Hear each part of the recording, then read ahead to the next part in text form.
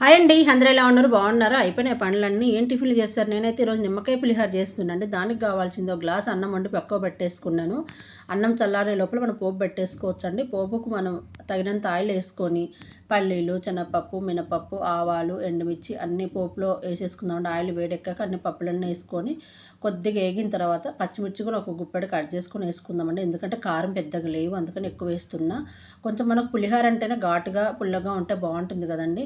అందుకని నిమ్మకాయ కూడా నేను చిన్న గ్లాస్తో అన్నం వండినా కానీ 1.5 నిమ్మకాయ వేసానండి. ఒక పుల్లు పెద్దకాయ బాగా రసం ఉంది, పెద్దకాయ వేసి కొంచెం మళ్ళీ ఒక చిన్న ముక్క పిండాను. అందులో ఉప్పు కలిపి పెట్టేసి పక్కకు పెట్టేసుకున్నాము.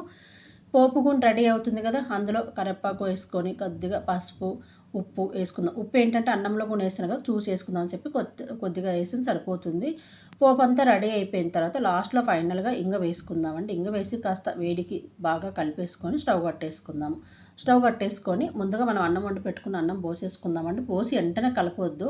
కొద్దిగా వదిలేసామనుకోండి, చల్లారినాక చక్కగా చేత కలుపుకుంటే మనకు ఉప్పు, పసుపు, నిమ్మకాయ అన్నీ పడతాయండి. వెంటనే కలిపేసామనుకో ఎంత పొడి పొడి వండిన అన్నమని గరిటెతో మనకు మెత్తగా అయిపోతుంది. అందుకని నేను కొద్దిసేపు వదిలేసి చల్లగా అయిన తర్వాత చక్కగా కలుపుకుంటానండి. మంచిగా చేత కలిపితే ఉప్పు, పులుపు అన్నీ పడతాయండి. ఘాటుగా చక్కగా మంచి కమ్మటి పులిహోర రెడీ అయిపోయింది. నిమ్మకాయ పులిహోర. ఇప్పుడు దేవుడికి నైవేద్యం పెట్టేసి మనం తిని పెడదామండి. ప్లీజ్ అబ్బా నచ్చితే లైక్ చేయండి, షేర్ చేయండి. మీరు ఈ విధంగా ట్రై చేయండి.